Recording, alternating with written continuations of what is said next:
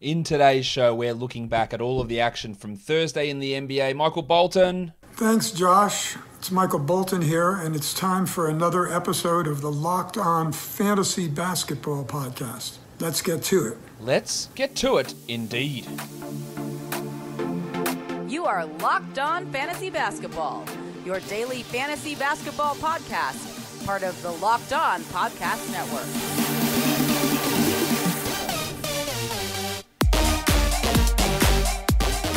Hello and welcome to the Locked On Fantasy Basketball Podcast, brought to you by Basketball Monster. My name is Josh Lloyd and I am the lead fantasy analyst at basketballmonster.com and at Yahoo Sports Australia. And you can find me on Twitter, as always, at redrock_bball and on Instagram at Locked On Fantasy Basketball. Today's episode is brought to you by Built Bar. Go to builtbar.com and use the promo code LOCKED15 and you'll get 15% off your next order. 7 games on Thursday. Still plenty for us to talk about. Let's do it right now. First game up, pretty big win for the Bulls over the Hornets, 120-99.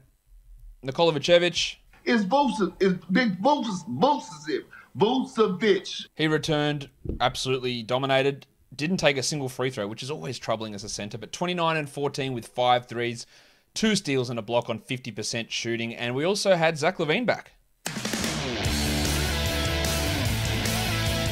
Now, LaVine returning from about 3 weeks out with COVID, only played 27 minutes, 13 points. It was always going to be a slow return from LaVine. They did start Kobe White next to him. White was all right, 14, 4, and 6, so we just got to keep holding Kobe in this scenario. Didn't shoot particularly well, but that's just what he does anyway. While Vanilla Tice had 12 and 7 with 2 steals and 2 blocks in 26 minutes. That's a really good line. The 2 steals and 2 blocks obviously is not repeatable. I wouldn't say he's anything more than a streamer rather than a must-roster 12-team league guy. Thad Young only played 20 minutes, but of course he had 7, 6, and 8 with 2 steals and a block. And when his minutes go down, his production goes up somehow. I don't know how that keeps happening. I do not think that Young is guaranteed to be a must-roster 12-team league player.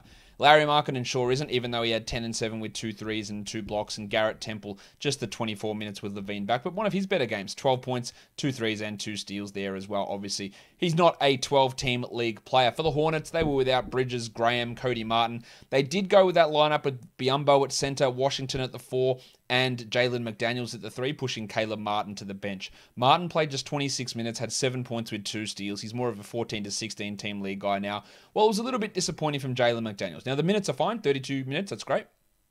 9 points on 40% is rough. 1 3, 1 steal, 2 blocks. The part of the reason why his line is so bad, though, he's missed all 3 of his free throws. I would persist with him in 12-teamers. Malik Monk was dreadful last game, and then he dropped 20 points in 31 minutes with 6 threes and 7 assists. The inconsistency is always going to be a pain for Monk, but there is value while Devontae Graham is out, especially for him to at least have some 12-team stream ability. Brady Wanamaker, another 2 steals for him, while Rozier had 12 and 8 with 3 steals. Another horribly inefficient night, and he is back to being the guy he was last year. A very bad, very poorly efficient shooter. I think he shot 42% from the field last year, despite being a good 3-point guy. LaMelo Ball was all, if I'm going to talk about guys who were bad, Ball was terrible. 4 points in 24 minutes on 10% shooting. He also had 4 fouls, which kept his minutes down. The 9 assists are nice. This was a stinker. We're obviously still persisting with him. He'll be better. While Biyombo started, played 18 minutes and had 2 points, and PJ Washington was great. 24 and 6 with 6 threes and 2 steals. He's just as likely to shoot 20% in the next game. But I don't think we need to do anything. Like, we just have to ride the bumps. We make sure he's rostered, we ride the bumps, and then we just understand that there's going to be some absolute turd burgers coming from him in the future, because that's just what he does. Let's go on to the next game now. We're looking at the Washington Wizards and the Toronto Raptors. Should we start with it? All right, let's start with it. Scott Brooks. They won the game. Congratulations to the Wizards. Scott, does Daniel Gafford's performance mean that he has earned more playing time? Yeah. Daniel Gafford. 15 minutes. That's it. 15 minutes.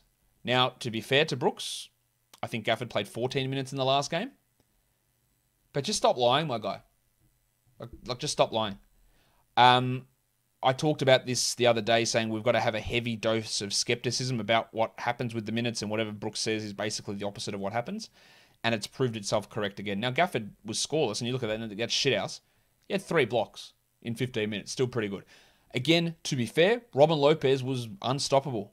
24 points in 23 minutes with 7 rebounds and 3 blocks, and somehow was 12 of 14 from the line. Now, sending Robin Lopez to the line 14 times is just an egregiously bad error from the Toronto team. But it happened, and Lopez played well. Obviously, we don't rely on that. But imagine getting beaten by Robin Lopez and Raul Neto. Neto scored 25 in 39 minutes with 5 threes and 2 steals. He's had some pretty significant 12-team runs. In fact, he's the 70th ranked player over the last 2 weeks, and he has got this starting spot locked down. I wouldn't say that he's must roster, but absolutely he has 12-team value. Bertans played 35 minutes despite Aquaman Anthony Gill starting. Again, the point of that, I have no idea. He played 9 minutes. He was minus 20 and never saw the court again. Bertans had 14 in 35 minutes, while the Alex Len minutes continued to be there. 10 points in 14 minutes for Lenny with 4 rebounds. But the center position continues to be an absolute confusion. Brad Beal had 28 in 45 minutes, while Westbrook had a horribly, horribly low efficiency triple-double. 13 points on a true shooting of 31%. Look, they won, but far out, man. Just take fewer shots, my guy. 31%. Sorry, 31 true shooting. 26% from the field. 2 or 4 from the line. That is horrendous. Now, the 13, 17, and 17 is great as counting stats. Fantastic for fantasy points leagues where he had 55. But that efficiency, that is matchup sinking stuff from Westbrook there. For the Raptors, Kyle Lowry was resting. OG Anunoby was resting. Chris Boucher is out with his knee. I don't think Boucher is coming back this year. And people are going to criticize the Raptors for Lowry resting. Again, this guy is banged up. He's always banged up at this point of the year. They don't care if they make the play-in, to be honest. They willingly gave that up a couple of weeks ago and made some curious decisions to play these guys in back-to-backs. But this is not like some egregious foul on the league or how disgusting the Raptors are. They're a bunch of frauds. It's just, mate, there's a week left in the season. This guy's 35 years of age. He's banged up. We're not making the playoffs anyway. Let's just see what everyone else can do. That's the thinking. Even if Lowry's out, Flynn at this point isn't an ad. 4 points in 16 minutes for him. Brembry was solid, 10 points with 2 steals and 2 threes, but that's just deeper leagues, while Gaz Trent returned. He did his thing. He shot well. 25 points with 5 threes. He also failed to do any other thing, which is a standard from Gary Trent. 3 assists, 3 rebounds. I wish it was 3 assists. 3 rebounds, 1 assist. With Lowry out, we don't know how long for, but with Lowry out, Trent has the ability and the volume there, but he will disappoint. Ken Birch was good, 17-9 with 4 blocks, and Siakam was excellent. 44, 11, and 7 on 61% shooting. Van Vliet, horrendous shooting, 28% from the field. At least he hit his free throws. But 22, 6, and 5 with 2 steals and 4 threes. He is the 23rd ranked player this season, Van Vliet, despite shooting under 40% from the field. And that just shows, how you're putting up some numbers in other areas. But that is some horrendous shooting from Fred. I wonder how they go next year. Do they bring Gary Trent back? Is the Van Vliet, Trent, is that the starting backcourt? It probably is for next season. Guys, BetOnline is the fastest and easiest way to bet on all of your sports action. Baseball season's in full swing, and you can track all of that action at BetOnline. Get all of the latest news, odds, and info for all of your sporting needs, including Major League Baseball, the NBA, the NHL, and UFC action.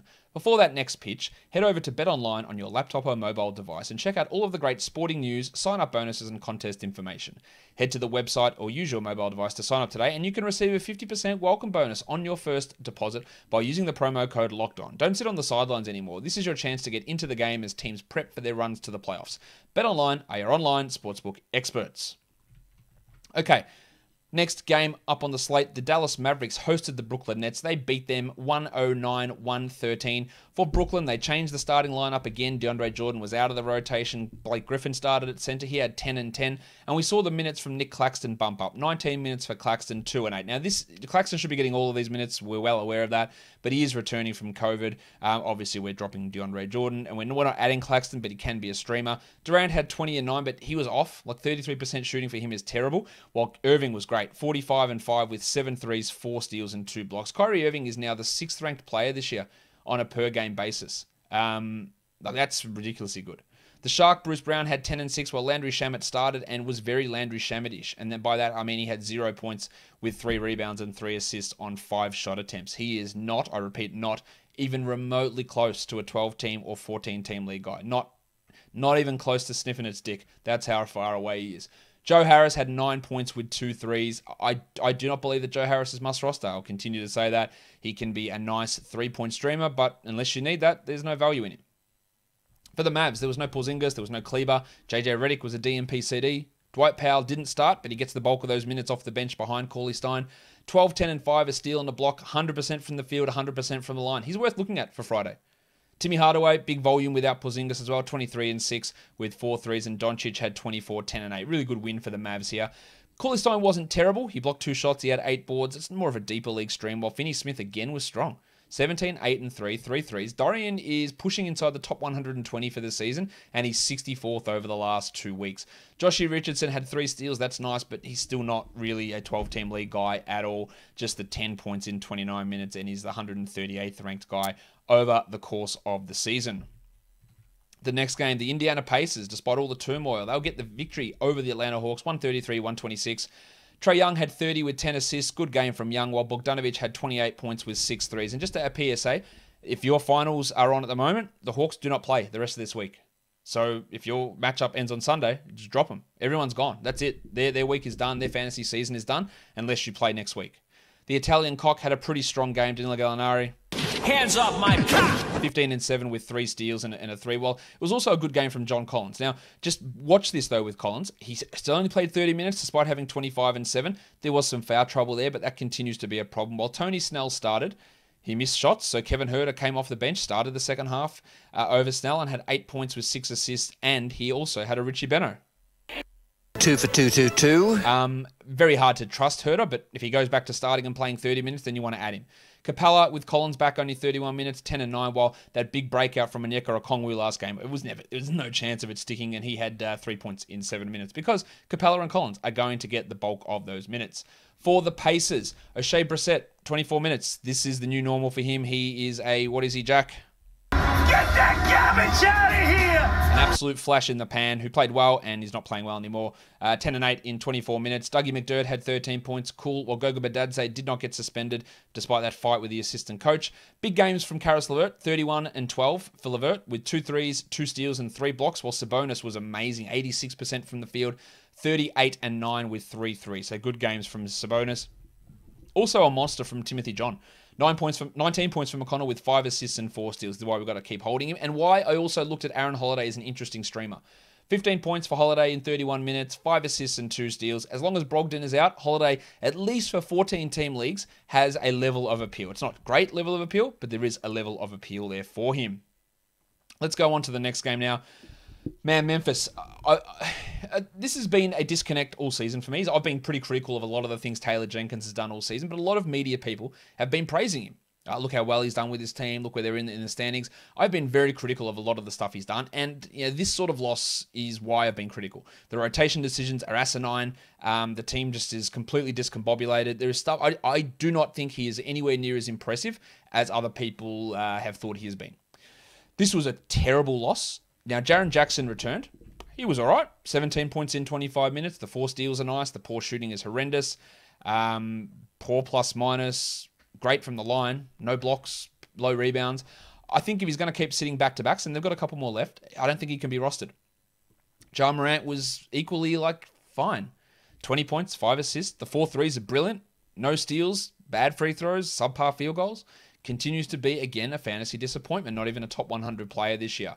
With the cashier Xavier Tillman out, Brandon Clark was in the rotation, 10 and 6 with 2 blocks, and that's fine. I just don't think he's going to necessarily play every game. While Desmond Bain started for Grayson Allen, had 2 points. DeAnthony Melton had 2 points in 14 minutes, and Dylan Brooks, could there have been a worse game than this? 9 points on 16 shot attempts, 25% shooting. We know the problem with Dylan Brooks. He is not a must-roster player in the slightest. You can have him. Better value in points leagues, but this was a stinker. It was a stinker from Kyle Anderson too. I'd much rather have him over Brooks, but 7, 2, and 5 was not a good game. And the trend of Anderson's numbers coming down when he plays in a game with Jaren Jackson continues, and that is something to monitor. Good win for the Pistons. No idea why, but they won. Corey Joseph was back, and his first game after that rest, man, he must be absolutely full of energy. I'm not tired! 35 minutes, 18, 4, and 11 with 3 steals and a block. Great. But if Killian Hayes plays, does Joseph even come back from this fake ankle injury? I don't know. I wouldn't be rushing to add Joseph is what I'm trying to say. Alf Stewart. Is that you, Mr. Stewart? Well, who the hell else do you think it'd be? Get in here, you pair of flaming galahs. 15 and 7 for Stewart with 3 blocks. Continues to be must roster. While the Duke Wayne Ellington, we're playing him 25 minutes for some reason. 18 points. Now, I know they were low on guards. I know that. But you can play Saban Lee more than 13. The Duke had 18 with 6 triples. I don't think he plays too many more games. Well, it was a pretty poor night from the depressed penis. Sadiq Bey had 13 points with 3 threes. I'm going to get into this argument with people all the time about this rookie class and how good it is everyone's playing. Like, I think there's so many of these guys and this is going to be very interesting in terms of Dynasty League off seasons, is people are significantly overvaluing the production that these rookies are producing. Sure, it's great to see a guy like Bey be a starter and a rotation piece and be solid. How much upside is there for him to get better? I'm not convinced it's there. And that goes with even like a guy like Isaiah Stewart. Like, he's been playing really well, but can he actually become a very good center? I don't believe so. I'll assess all this stuff post-season. But this is what this draft was supposed to be. A ton of very good 4th or 5th starters, rotation role players, lots of them, 25 of them, 30 of them. I said that a million times. But just because they're starting and having a contribution in year one, which again was something that most smart draft people, not necessarily your Bleacher Reports or ESPNs who just spout out insane inflammatory comments. The smart draft people, the people who were on my podcast not to toot my own horn, but try to get the guys on who knew what they were talking about with the draft. And they said this exact thing the whole way. Don't look for superstars, but a solid 30, 35 group of players who are rotation role players. And because those players have come in and they're in rotation role players and performing well in those roles, that I think some people might get carried away with that and go, oh, well, the next step is this. The next logical step is they become this unbelievable star. And I just don't think that's the case. I can easily be wrong on that. And I am very far from 100% confident. I'm not even close, but that is the way that I lean. Sekou Doumbouya was all right, 14 and 6 for him. Probably went on a bit too much talking about that, but I think that's important to note is people see it and go, well, look what they're doing in their first year. Imagine what happens in 5 years. And that might be true for a couple. There's always some weird players who jump out of nowhere and develop. But I say this a lot too. When what happens lines up with what you expected to happen, it's very hard to go, well, now things will be completely different in the future. Like, if you thought there'd be a lot of rotation and contributing role players in the draft, and there is a lot of contributing rotation and role players in the draft, it's hard for me to go, well, now these guys are all stars. Everyone's going to be a star. There's 20 all-stars in this group. I don't see it that way. Because, again, my priors match up with my current analysis, and I go, well, this is how it looks. Now, you can very easily disagree with this. And if you do, hey, drop a comment down below. I am more than happy to hear differing opinions on this. Absolutely. It probably won't change my mind on it. And guys have been good, and there's guys that I have been much better than anticipated. Emmanuel Quickley is one of those. Isaiah Stewart's been much better than I anticipated. But it doesn't necessarily mean to me they're going to push to become stars in the future. They might. Absolutely they might. But I wouldn't say that it is anywhere near a fait accompli. Guys, Built Bar, it's the best tasting protein bar ever. Built Bar has 9 delicious flavors. Do you know that? And they occasionally throw in these limited time flavors, which are always the ones you want to get. When you talk to a Built Bar fan, they're definitely passionate about their favorites. Is it coconut? Is it cherry? Is it raspberry? Salted caramel? There's something for everyone. If you haven't tried all the flavors, you can get a mixed box where you get 2 of each of the 9 flavors. And most of these flavors, it's 17 grams of protein, only 130 calories with just 4 grams of sugar and 4 grams of net carbs. So order today and get whatever flavor it is that floats your boat at BuiltBar.com. So go there, BuiltBar.com, use the promo code LOCKED15 and you'll get 15% off your first order. The promo code is LOCKED15 for 15% off at BuiltBar.com. All right, next game, blowout. The Warriors win at 118-97 over the Thunder.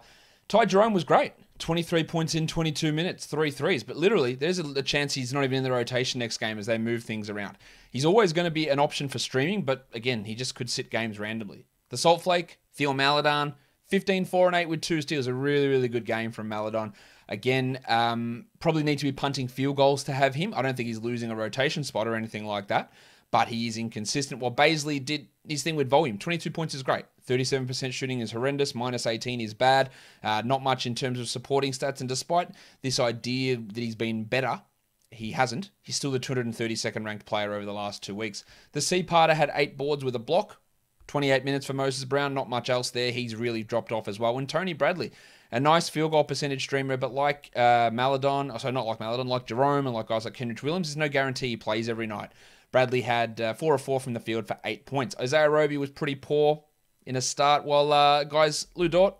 No, my son is also named Bort. He's not that good.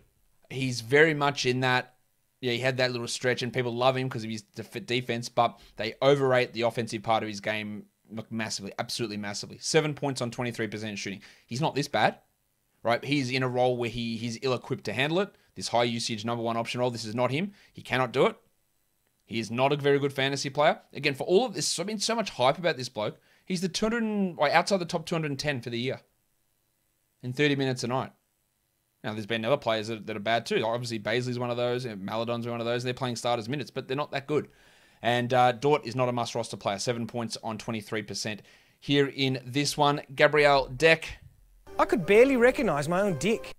6 points in 24 minutes for Deck with 4 assists and a steal. Shout out to ESPN for making him available. And then in the notification they put up saying, Gabriel Deck's now available to be added in his 4 games so far. Here's the stats he's put up. You'd think if he'd played 4 games, you might want to have him available to pick up. And then advertise the fact that he wasn't available to pick up after he'd already played 4 games. Fix your shit.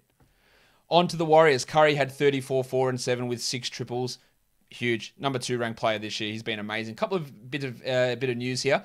Kelly Oubre, looks like his regular season is done. Damian Lee, who got COVID despite having the vaccination. One of very few people who get that. He's out for the regular season, it looks like. So that helps the value of Mick Mulder. Fox had 7 threes for 25 points. Now in true Gary Trent style, he didn't do anything else. But if you are in a deeper league looking for threes, Mulder can help. And Kent Bazemore played only 30 minutes. They had 13 points, 3 threes, 6 rebounds, and an assist. A solid enough value. His minutes are going to be up the rest of the way. Wiggins had 18, 7 and 4, and Draymond 5, 9 and 9 in this game. Looney had his 10 boards. He's a rebound type streamer. That's really it, because again, we're not getting Wiseman back. We might get Pascal back soon, but we don't know exactly when he's going to be returning to action. All right, so let's go to the last game of the night. Another blowout. The Lakers go down to the Clippers, 118-94. Clippers beat the Lakers all 3 times this year. No LeBron, no Dennis Schroeder, no Talen Horton-Tucker, and then after 9 minutes, Anthony Davis sprained his ankle and was ruled out for the game with back spasms. I don't know. Look, they were getting their ass kicked at that point anyway. Davis is still really struggling since returning from his injury. He shot 22% in this game, but why, after you go out with an ankle problem, do you get ruled out with back spasms? I feel like that was just don't bother. Just don't bother coming back sort of situation. The game's done. Lakers are in trouble. They have to play tomorrow against the Blazers. If they lose that, they'll be in the 7th seed, and it's going to make it hard for them to get out of the play-in tournament. LeBron, not back till next week. Schroeder, not back till next week. Horton-Tucker missing Friday. I don't know, man. It's looking pretty rough for the Lakers. The future MVP was pretty solid, though. Kyle Kuzma had 25 in 31 minutes with 4 assists, 2 steals, and a block, and if all these guys remain out, he can be a stream option.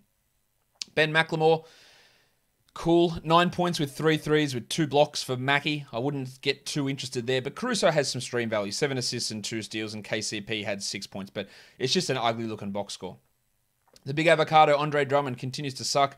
9 points, 6 boards, 22 minutes, but he doesn't suck as bad as Montrezl Harrell, who did, in the end, put together some good numbers. They all came in garbage time. He had 14, 6, and 4 in 20 minutes, but I think with about 6 minutes to go, he'd played 6 minutes or something like that. Or not quite that, but yeah, he really added the points towards the end of the game.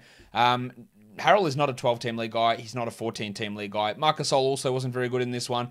I think they've just completely screwed up what they've done with the center. I didn't like them signing Harrell to begin with. I didn't like them bringing Drummond in and playing him ahead of these guys. I think they have absolutely screwed their center rotation up, and it's causing problems. Now, obviously, their best center is Anthony Davis, who's struggling and also injured.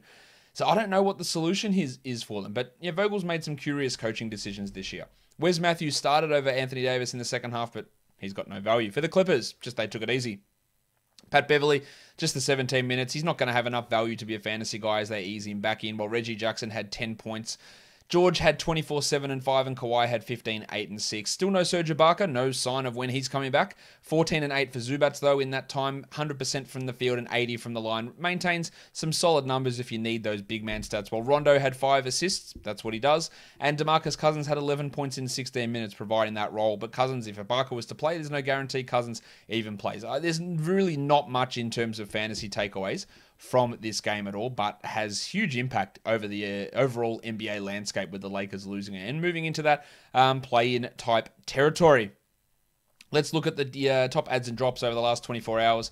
Jalen McDaniels up 21%. A bit disappointing today, but I would hold. RJ Hampton, that's a strong ad. Dwight Powell's a solid ad. Daniel Tice up 10%. That obviously worked out really well today. I'm not convinced that's going to be the case as we move forward, but solid. While KJ Martin up 9%. That's a solid ad as well, even though we just don't have long-term certainty about the Rockets' rotation. They're going to have no one tomorrow, so he's got a big chance there. In terms of drops, Joshy Jackson with his sore tooth, he's down 9%. Yep, no worries. Flynn's down 8%, clear drop. Billy Hernan-Gomez down 7%. I would be adding him back with Adams out. Kevin Porter down 6%. Yes, he's a drop. And Tyrese Halliburton, of course, down 6%.